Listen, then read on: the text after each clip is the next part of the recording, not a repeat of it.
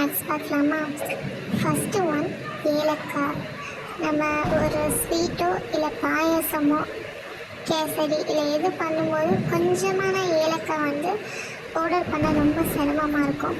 அந்த மாதிரி நேரங்களில் ஒரு 1/4 ஸ்பூன் அரிசி போட்டு பவுட்ரு பண்ணால் சீக்கிரமாக பவுட்ரு ஆயிடும். கண்டிப்பாக ட்ரை பண்ணி பாருங்கள்.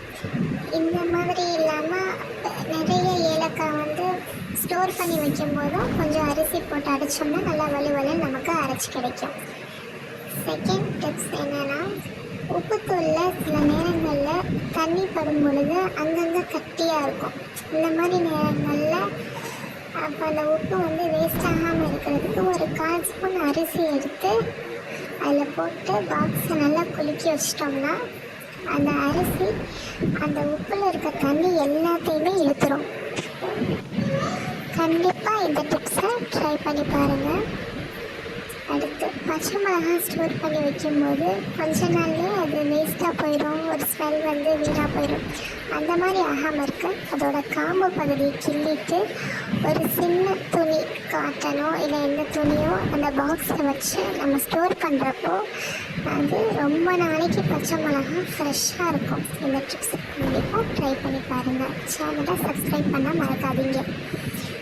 அடுத்த டிப்ஸ் என்னென்னா, மழை காலத்தில் துணியை காய போட்டு அதை உலர்த்தி எடுக்கிறது ரொம்ப கஷ்டமாக இருக்கும்.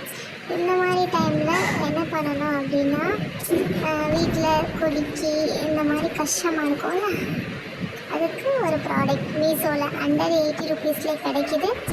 வித் ஹூக்கோட வந்துடுது. நம்ம எங்கே வேணால் அதை அட்டாச் பண்ணிக்கலாம். எதுவும் ஆணி தேவையில்லை, இல்லை கையை வச்சு கட்டணும்னு எதுவுமே தேவையில்லை. நல்லா லென்த்தாக இருக்குது. ட்ரை பண்ணி பாருங்கள். அதுலேயே கிளிப்ஸும் வரனால ரொம்ப யூஸ்ஃபுல்லாக இருக்கும். அடுத்த 5th டிப் என்னென்னா, டொமேட்டோ ஸ்டோர் பண்ணி வைக்கும்போது கொஞ்ச நாள்லேயே இப்போ கெட்டு போயிடுது. இப்போ அந்த மாதிரி வராமல் இருக்கிறதுக்கு அதோட தண்டு பகுதி தரையில் இருக்க மாதிரி, கீழே இருக்க மாதிரி பாக்ஸில் ஸ்டோர் பண்ணி ஃப்ரிட்ஜில் வச்சோம்னா ரொம்ப நாளைக்கு ஃப்ரெஷ்ஷாக இருக்கும்.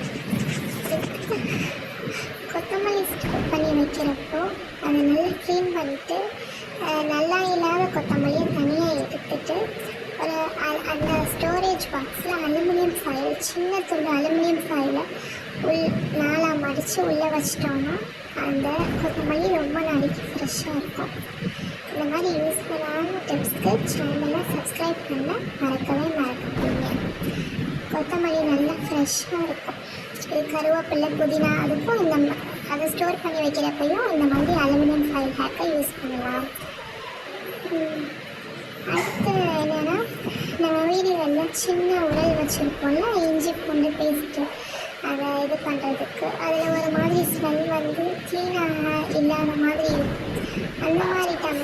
அந்த மாதிரி சமயத்தில் ஒரு 1/4 ஸ்பூன் அரிசியை போட்டு நல்லா இடிச்சிட்டு அதுக்கப்புறம் கழுவிட்டோம்னா உரல் நல்லா ஃப்ரெஷ்ஷாக இருக்கும். அதில் எந்த விதமான ஸ்மெல்லும் வராது. இந்த மாதிரி யூஸ்ஃபுல்லான ஹேக்கு சேனலை சப்ஸ்கிரைப் பண்ணுங்கள்.